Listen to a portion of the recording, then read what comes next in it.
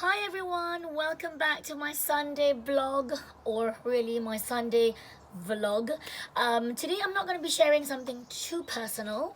I'm going to be sharing with you things I've learned as I become a Costa del Sol resident. No longer a tourist, but I live here now. So I wanted to share with you a few things I've learned if you ever consider moving to Spain or into southern Spain, into Andalusia. But before I continue, I want to ask you something really important. Have you subscribed to my channel? You haven't?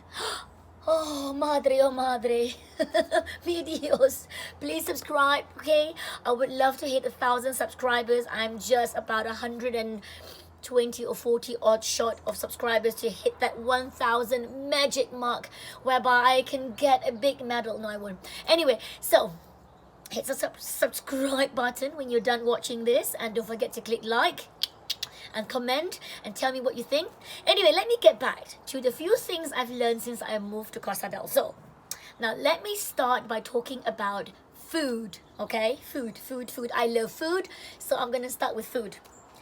Everywhere you go in Spain, almost every restaurant, whether it's Italian, pasta place or pizza place or tapas bar, or like, proper sit down family, really posh restaurant, there'll always be a massive amount of this basket. Bread, pan. The Spaniards love their pan. They love pan, P-A-N, not P-U-N. They love their bread. I mean, in the beginning, as someone who, if you're into those Atkins or low carb diet, I am not into Atkins diet. I do love my carb, but I kind of limit my carb because of my thyroid disorder. I can't take too much carb. So I'm kind of like on a very limited carb diet. Coming here, I had to kind of keep saying, no, no bread, take it back. So my kids love their bread. They're like chugging away on the bread.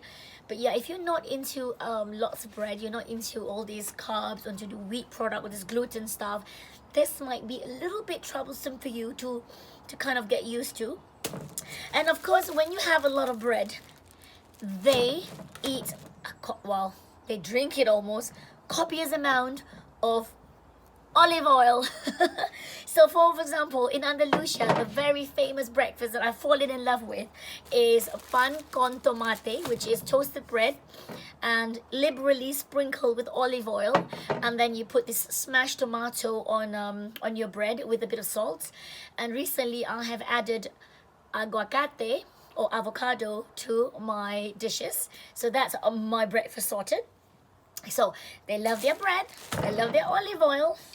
And the third thing is, if you're vegetarian, it's gonna be really hard to live here. I'm not vegetarian, but I don't eat pork, so I keep kind of like a pork-free diet. So this place is famous for their Iberico ham, right? If you love your salamis, your chorizo, this is the place to be. So I have bought ourselves a family salchichon pavo, okay, which means turkey. My kids love this salami shit. I do love my vegetables and my salad, even though I'm a carnivore. But it is quite easy though. They love their vegetables and their nuts as much as they love their meat. So they eat a massive amount of meat here. But having said that, if you love seafood like I do, southern Spain is the perfect place to eat a lot of seafood. So that's 3 items that I have to get used to eating, right? Now, the 4th item is, if you go drinking, if you love your alcohol, you got to be so careful, especially when you're not drinking beer or wine. If you're drinking liquor, because I remember reading, I kind of laughed, a British MP was kind of blaming the Spanish local population for the influx of drunken Brits in Benidorm or Ibiza and things like that, and I thought it was quite funny. But having said all that, it is kind of not funny, because in Spain, if you order yourself a gin and tonic, the glass in England is very standard, one little measurement of gin, and then the rest is filled up with your tonic. Here You don't know what you're gonna get. Everybody, depending on how much I smile and how friendly they are to me, I might get half the glass with just gin, and then I have to fill up the rest with half a can of my tonic water. So you have to be really careful because you don't know how much alcohol you're gonna get here. They do love they're very what you call free pouring, right? 4 things. So bread, olive oil, a lot of meats, and free pouring alcohol. Now the 5th thing that I have to kind of tell you to be very careful is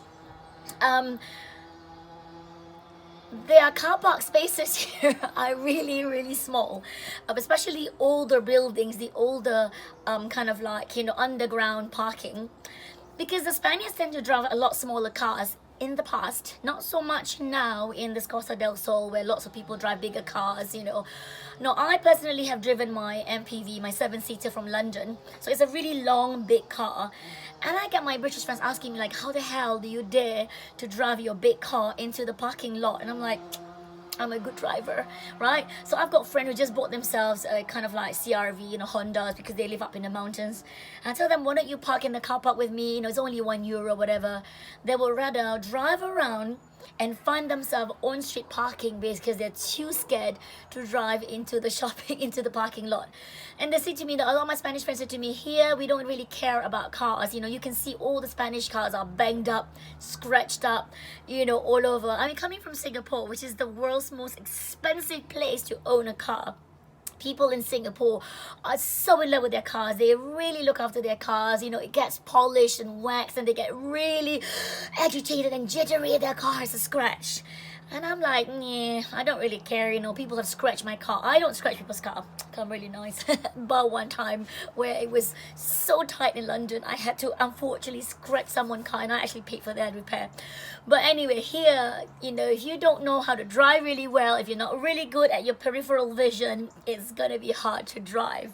And here, they don't really have the kind of like polite rules that people using in England, you know, where you kind of give way. Here, you're trying to enter the highway and nobody would kind of let you filter in, so you got to be really careful. Plus for me, I'm driving on the right hand side on a, you know, left lane traffic or whatever. Yeah, so it's quite tricky.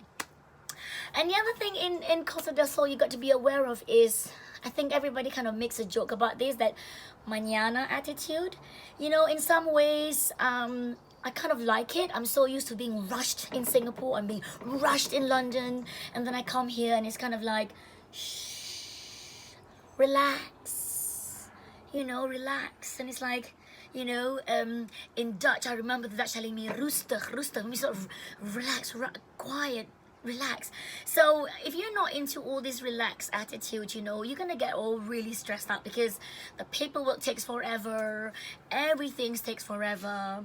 A very wise Spanish friend told me, if you want to get things done here, you got to do 2 things: bring coffee, good coffee, and bring donuts. Things get done. I went to the police station. I was actually lost when they sort out some paperwork, and they were making the same joke. They go, oh, you know, it's a Saturday morning, we're a bit slow. If you want to get things done, give us coffee, give us some cake and donut, we'll work pronto. So a bit of a smile and a bit of humor and a lot of patience really work in living here.